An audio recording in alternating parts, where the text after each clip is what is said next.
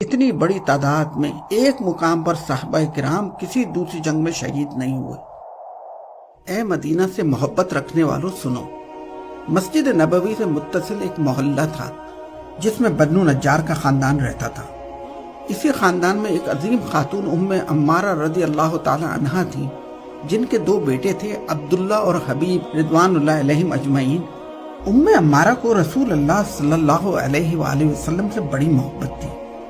تاریخ میں آپ خاتون احد کے نام سے مشہور ہیں۔ رسول اللہ صلی اللہ علیہ وسلم نے فرمایا کہ غزوہ احد کے دن میں دائیں بائیں جس طرف نظر ڈالتا ام عمارہ ہی لڑتی نظر آتی تھی۔ اس عظیم خاتون کو تحفظ ختم نبوت صلی اللہ علیہ وآلہ وسلم کی راہ میں شہید ہونے والے فرزند کی والدہ ہونے کا بھی اعزاز حاصل ہے۔ ان کے بیٹے حبیب بن زید عمان سے مدینہ واپس جا رہے تھے کہ یمامہ کے قریب جھوٹے نبی ملعون مسیلمہ کذاب نے پکڑ لیا۔ مسیلمہ کذاب گرفتار حبیب بن زید کے جسم کا ایک ایک حصہ کاٹتا جاتا، کہے لگاتا اور پوچھتا جاتا تھا کہ کیا اب تصدیق کرتے ہو کہ مسیلمہ اللہ کا رسول ہے؟ آپ رضی اللہ تعالیٰ عنہ کا ایک ہی جواب ہوتا تھا کہ محمد صلی اللہ علیہ وسلم اللہ کے آخری رسول ہیں۔ اسی تشدد کے دوران حبیب بن زید کی شہادت ہو گئی۔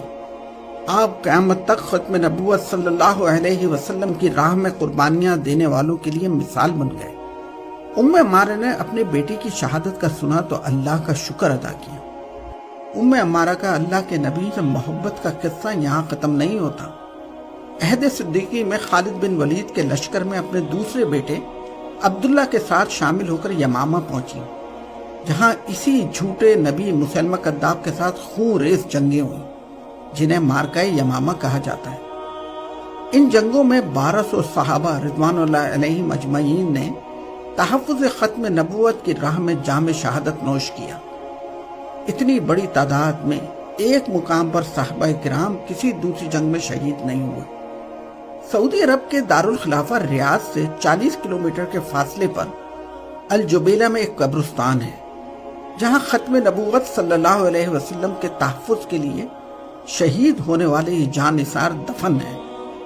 رسول اللہ سے محبت رکھنے والوں ذرا غور سے سنو، ام عمارہ، بیٹا عبداللہ اور وحشی بن حرب رضوان اللہ علیہم اجمعین جنگ یمامہ کے دوران اس جھوٹے نبی کو تلاش کرتے کرتے قریب پہنچ گئے اور ایک ساتھ وار کیا، لیکن وحشی کی برچھی نے اس ملعون کو جہنم واصل کر دیا۔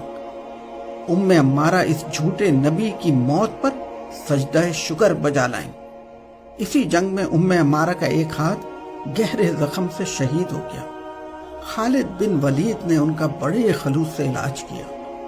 اسی زخم کی وجہ سے عہد فاروقی میں ام عمارہ آخرکار شہید ہو گئیں رضی اللہ عنہا۔ اے مدینہ جانے والے مسافروں، عہد کرو کہ تم رسول اللہ صلی اللہ علیہ وآلہ وسلم کو آخری نبی مانو گے اور دنیا سے منواؤ گے۔